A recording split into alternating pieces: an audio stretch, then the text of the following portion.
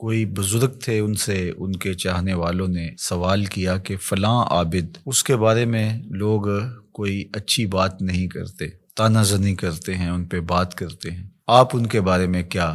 رائے رکھتے ہیں؟ تو انہوں نے جو جواب دیا وہ بہت خوبصورت تھا اور یہ ضرب المثل بن گیا۔ گفت بولے بر ظاہرش عیب نمی بینم و در باطنش غیب نمی دانم، کہ ان کے ظاہر میں تو میں کوئی عیب نہیں دیکھتا، اور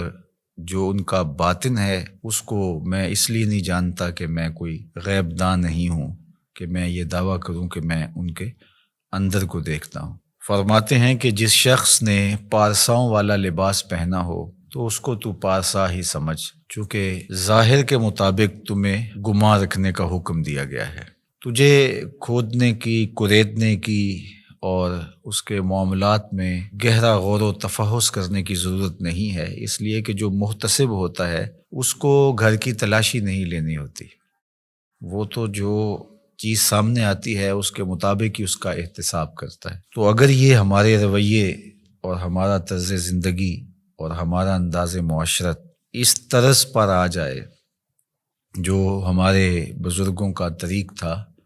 کہ لوگوں کا جو ظاہر ہے اس کے مطابق ہی ہم ان پر کوئی حکم لگائیں، اور ہمیں لوگوں کے اندر اتر کے اور لوگوں کی ٹو میں جا کے گہری تفتیش کرنا اور لوگوں کو کریدنا، یہ تو بتایا ہی نہیں گیا۔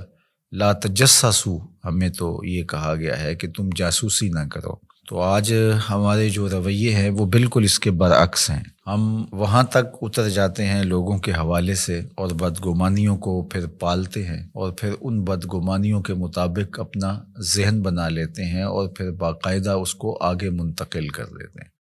تو بعض اوقات ہمارے غلط اندازے کی وجہ سے کسی شخص کی تصویر معاشرے میں ایسی چلی جاتی ہے جو کہ اس کی حقیقی تصویر نہیں ہوتی۔ اگر وہ برا ہے بھی، اس کی عادات میں اور اس کے رویوں میں، اس کے طرز زندگی میں وہ چیز ہمیں دکھائی نہیں دے رہی، تو اس کا باطن اللہ کے سپرد ہے۔ ہمیں باطن ٹٹولنے کی ضرورت نہیں ہے، ہم تو حکم ظاہر پہ لگائیں گے۔ تو اس لیے شیخ سعدی شیرازی علیہ رحمہ نے، اللہ ان کی قبر پہ کروڑوں رحمتوں کا نزول فرمائے، انہوں نے اس حکایت کے اندر بزرگوں کا خوبصورت کردار بیان کیا ہے کہ تم لوگوں کے ظاہر پہ نظر رکھو،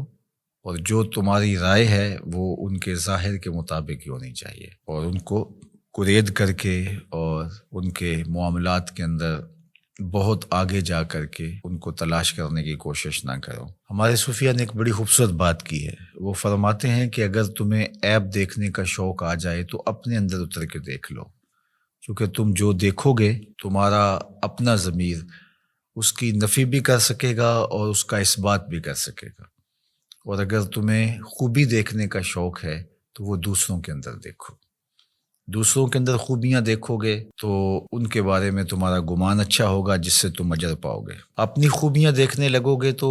تکبر پیدا ہوگا، ریا پیدا ہوگی، اوروں کی خوبیوں سے ان کے بارے میں حسن ظن پیدا ہوگا جو نیکی ہے۔ تو جب خوبیاں دیکھنا چاہو تو پھر اوروں کی خوبیاں دیکھنے کی کوشش کرو، اور جب عیب ڈھونڈنے کا شوق آ جائے، تمہارے مزاج میں ہے کہ ہم نے کوئی عیب ہی تلاش کرنے ہیں، تو پھر اپنے اندر اتر کے اپنی کوتاہیوں کو، اپنے عیوب کو اور اپنے اندر چھپی ہوئی خباثتوں کو تلاش کرو۔ جب ہم اپنے اوپر غور و تفحص کرنے لگ جائیں گے تو بہت ساری ایسی چیزیں ملیں گی کہ